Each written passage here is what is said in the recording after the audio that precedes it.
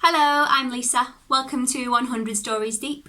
Today I will be reading The Tree by Ben Loory, and that's another one from his collection, Stories for Nighttime and Some for the Day. I chose this story because I quite like how fantastical it is, and I also quite like that there are a few different things that the reader can take from it. So I think there's a few different elements you can look at it from, which I think is quite cool. So enjoy The Tree. A tree stands in the forest. It stands there for many years, watching animals go by, watching people go by, watching birds go by, watching clouds go by. It stands there, and it stands there, and it stands there, and it stands there. And then, one day, it decides to move. "I'm going to walk," says the tree. And it does. It lifts its roots up out of the ground, and then it shakes them off one by one and heads off across the countryside.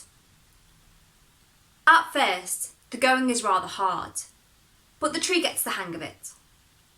"What are you doing?" the other trees say. "I'm going to see the world," says the tree. The tree walks and walks for miles and miles. It sees many interesting things.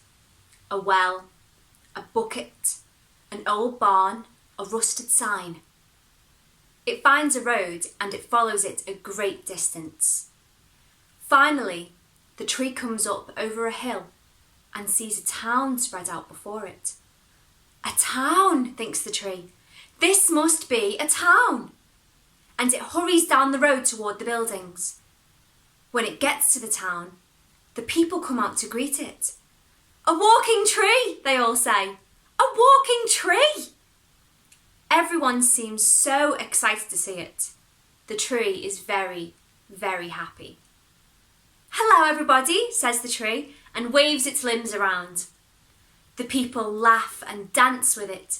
"Let's have a celebration," they say. So the tree goes with the people down to the park that lies in the centre of town, and everyone laughs and dances and sings and tells stories deep into the night. But when the tree awakens in the morning, it finds itself alone, and surrounding it is a tall iron fence. "What is this?" says the tree. It cranes over the top to get a better look. There is something on the front of the fence. The something is a metal block-lettered sign. "The walking tree," it says. The tree paces back and forth in its enclosure. It tries the iron fence, but it's too strong. "How did this happen?" the tree says aloud. But there is no response. The tree doesn't know what to do. Every day people come and stare at it. It talks to them, asks them why it's been imprisoned, but no one pays any attention. "Look," all the people tell their children. "Look, it's the walking tree."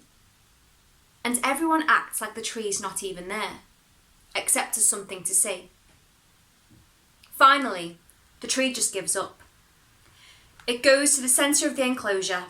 It slides its roots down into the ground, and then it closes its eyes. And it sleeps. And it sleeps. And it sleeps. And it sleeps. And then it sleeps some more. The years go by. The fence starts to rust. Fewer people come by to see the tree. "It's not walking," all the children say. "It doesn't do it very often," say the parents. Eventually, the people in the town forget that the tree ever even could walk. "The walking tree is just a name," they say. "That's just what they call it." And finally, the people in the town stop coming to see the tree at all. It just sits there quietly by itself, surrounded by the tall iron fence. Even the sign that used to hang there that said "the walking tree" is gone. It rusted away and fell to the ground and was buried and has been long forgotten. And then, after many, many years, the mayor of the town makes a decision. "That rusted old fence should be taken down," she says.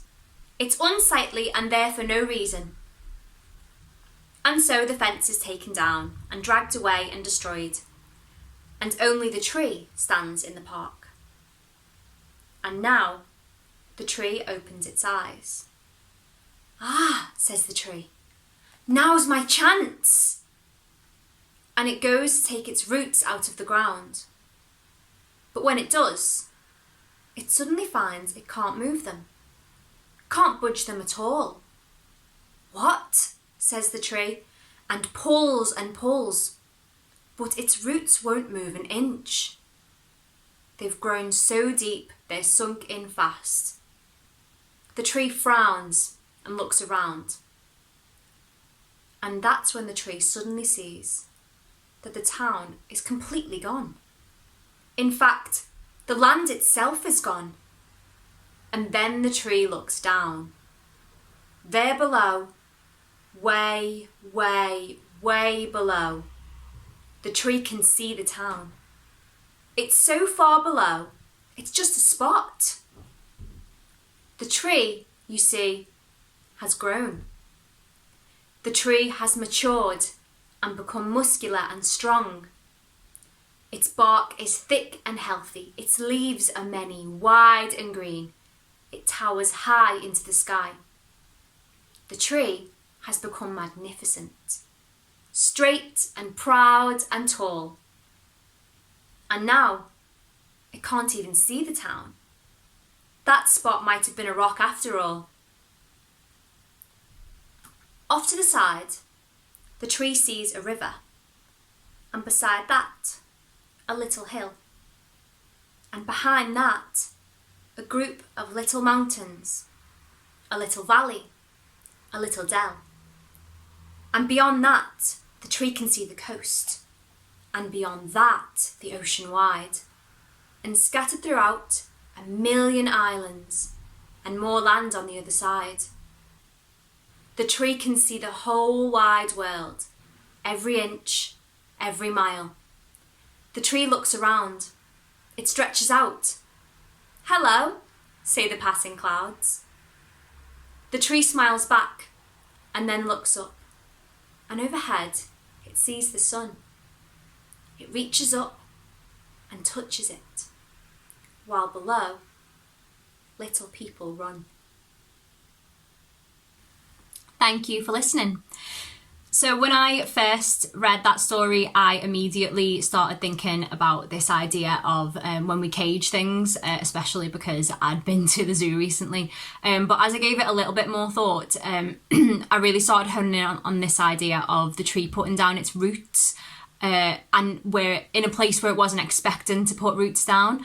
And so I wonder if you could just have a little think about how we as people do that. How we may put down roots in a place or with people that we don't realise until later, for good or for bad.